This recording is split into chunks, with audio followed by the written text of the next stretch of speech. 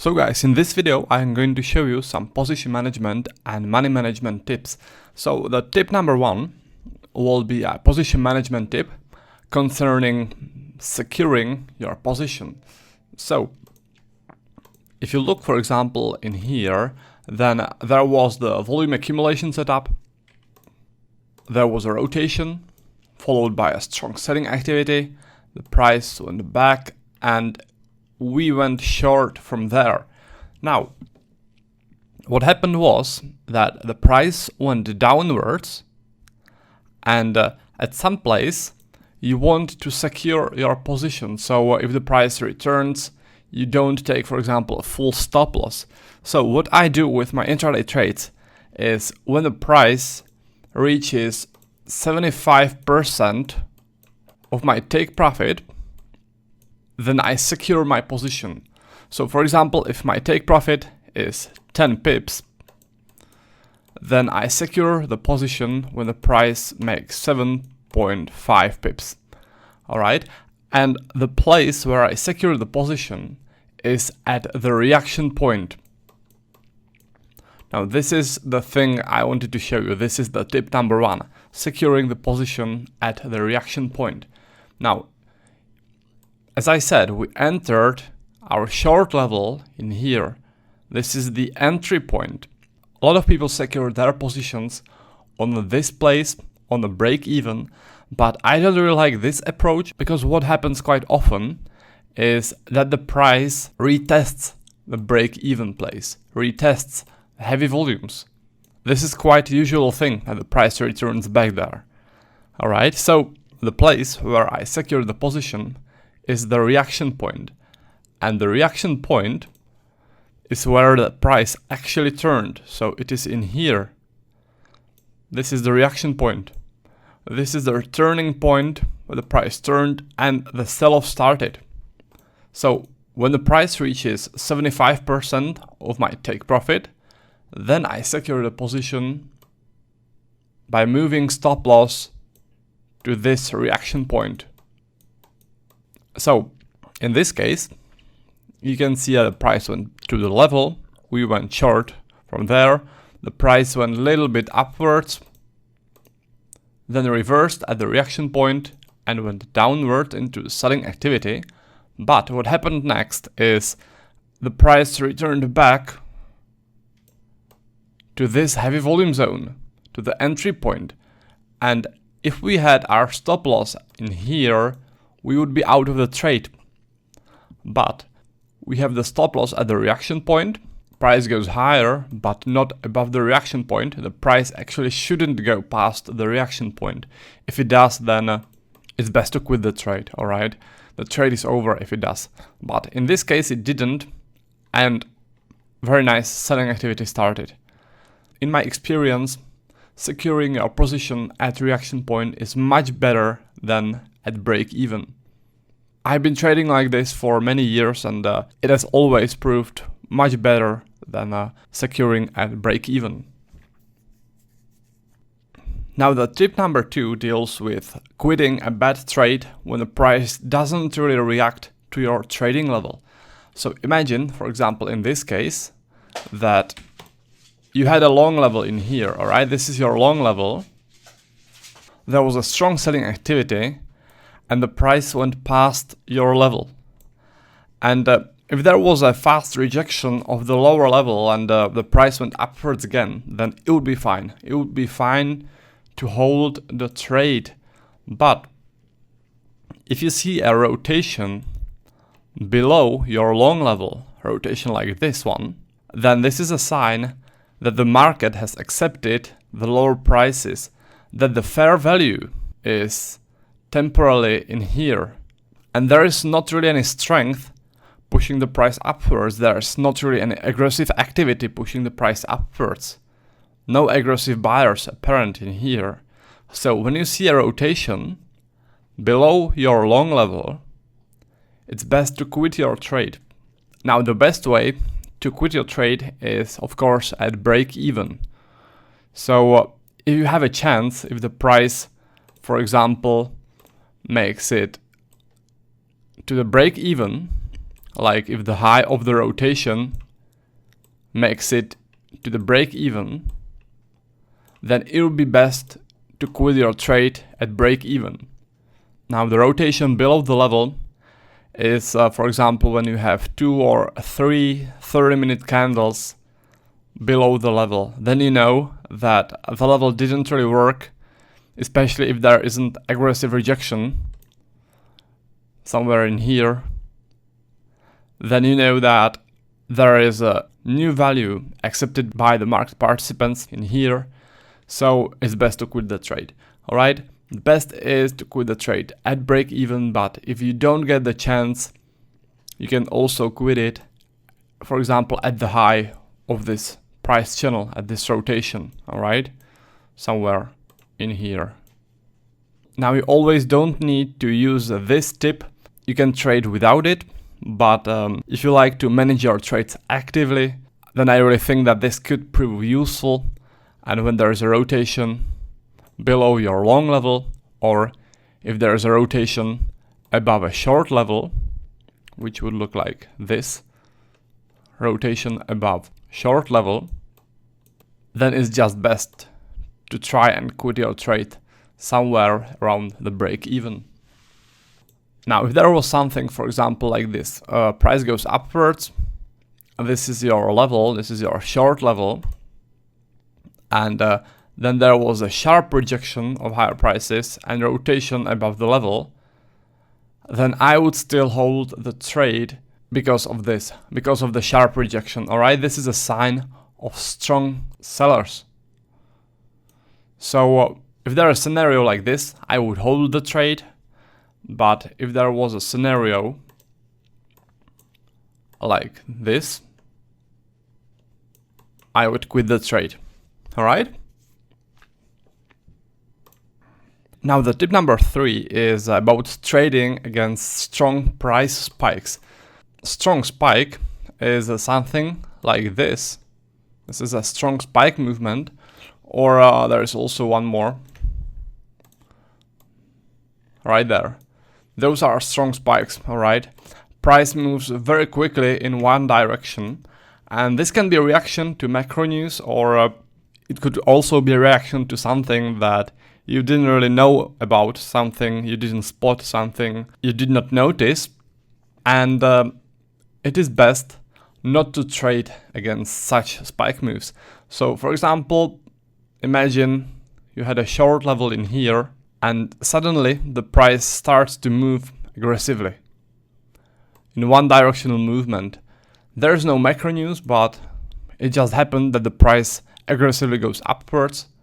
You see this development, and in this case, it's just better not to take the trade against the spike move, because a spike move like that is a sign of aggressive buyers or aggressive sellers pushing the price upwards or downwards, and you don't really want to trade against it. Alright, so if you want to actively manage your positions, if you see something like this, then it's better not to take the trade, but instead what you can do is wait until the price returns back to the level and enter a reversal trade, but don't trade against the spike move. Alright, only in a direction of the spike move.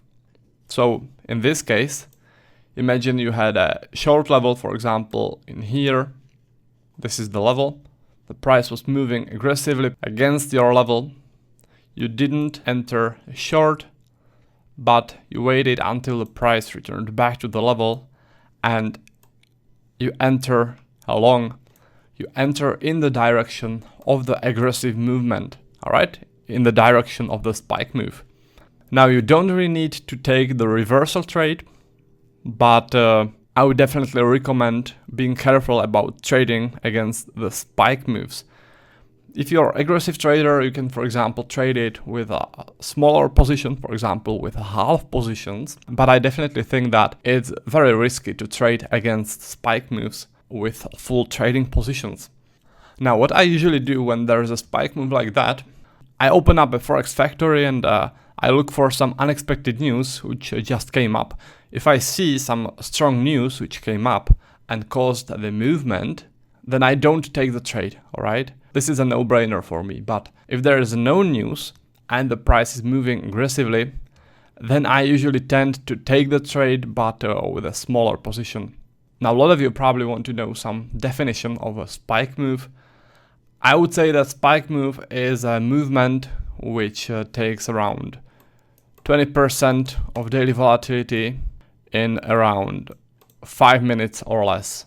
So, for example, if average daily volatility is 100 pips, then if the market makes 20 pips in less than 5 minutes, then it is a spike move.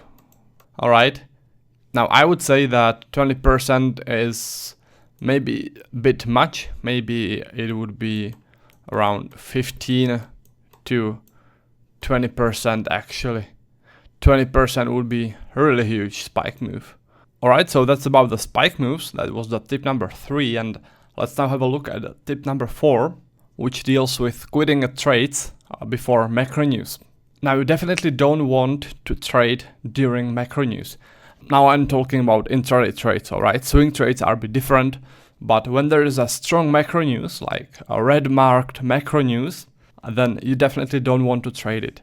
Now, when I'm talking about red marked macro news, I talk about macro news which are marked in red color on the Forex Factory side. So let me open up the site.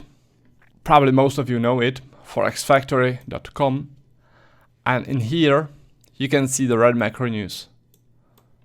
Those are red macro news, alright? And when there is red macro news like that, you definitely don't want to trade the pair that will be affected by this macro news. You can see in here that it says the currency which will be affected by this macro news. So, for example, today there is a FOMC statement. This is one of the strongest macro news there is. I call this sort of macro news a monster macro news. And you absolutely don't want to trade before this news, during this news, and after this kind of news. Alright, so you definitely want to quit your trade before this news event, like few minutes before it. Because what happens during the news is that the spread widens, and with some brokers the spread could be just huge. You can get slipped, and you can just get a great loss, alright? So it's always best to quit your trade before the news. Now let me show you some more examples of the red news.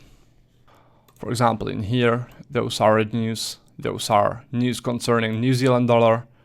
In here, Australian dollar. There is a news concerning Japanese yen, Swiss franc, the British pound. All those news are very strong news concerning those currencies.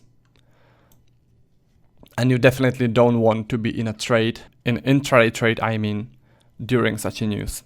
Now, of course, there are some stronger red news and some weaker red news, but the rule of thumb here is just don't trade during any red news, alright? Sometimes red news is really weak, there is not any reaction to it. So when there's a situation like that, you can re-enter your trade, alright? So imagine, for example, you are long from this area, you entered, for example, in here. Now, there is the macro news, it comes up in here. This is the macro news candle. You quit your trade before the news, like, for example, 5 minutes before the news, and then nothing really happens. There is no volatility, nothing unexpected happened, so we can again jump in the trade. We can continue our trade. But you don't enter for a worse price than you originally entered. So if you entered at this price level, if you entered a long level at this price level, you went long from there, alright? You can only re-enter the trade for a better price or for the same price. So you can enter only in this area, not for a worse price, not in here, not above the long level. Alright, only for the better price, which is below the level. This is where you can re-enter your trade and continue like no macro happened at all. Of course, if the stop loss or profit target would get hit during the macro news, the level is already spent, alright? Only if there is no volatility during the news, you can re-enter after it. Now the last tip, the tip number 5, concerns money management. It's a pretty simple tip, but a lot of people don't get it. The tip is that for every trade, for every intraday trade you take, you need to risk the same amount of money. You know, a lot of people try to predict which level is stronger and which level is weaker, and if they like some level very much, they risk more money. If they don't like a level, they risk less money. But in my experience, you can't really tell in advance which level is stronger and which is weaker, which will most likely work and which won't. Sometimes just the best levels fail and the worst levels work very nicely. So for this reason, I risk the same amount of money on every trade. There are many tools for risk calculation. You just go to Google and if you type position size calculator, you'll see many results. So let's go, for example, to this one. And it's very easy to use.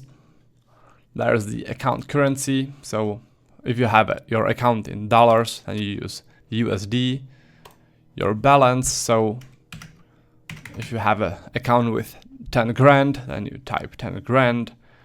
Let's say that you want to risk 2% per trade and your stop loss is 10 pips.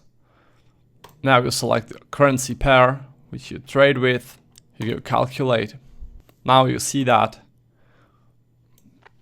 you're risking $200 and you should trade 2 standard lots. Alright? Super easy. A lot of people don't use it, but I definitely think this is an essential thing to use.